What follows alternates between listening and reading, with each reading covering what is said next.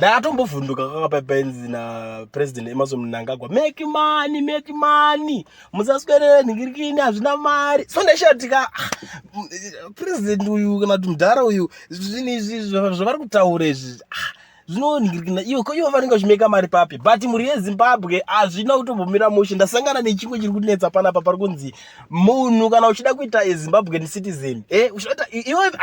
wherever kwauri ikoko anzonotipa mari mudhara 5,000.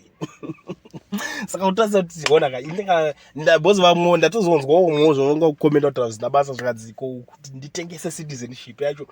inobuda here 5,000 yangu, because handifuni kuziva kuti vamwe vakabva enda kuma-foreign land vakanogara ikoko zvamuchose zvikanzi aiwa foreigners applying for Zimbabwe citizenship on the basis of permanent resident will be required to pay 5,000 USD cash for both adults and minors, while those who seek restoration of citizen after renouncing it will be required to pay 1,000. Kana wakambotiza uchizvitaura usisiri muzimba gida rako chete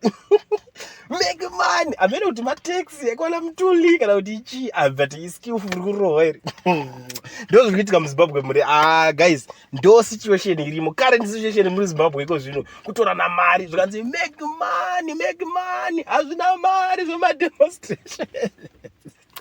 vaitoziva zvavo maskillful avo makona ese anenge dotorwa mari hazvina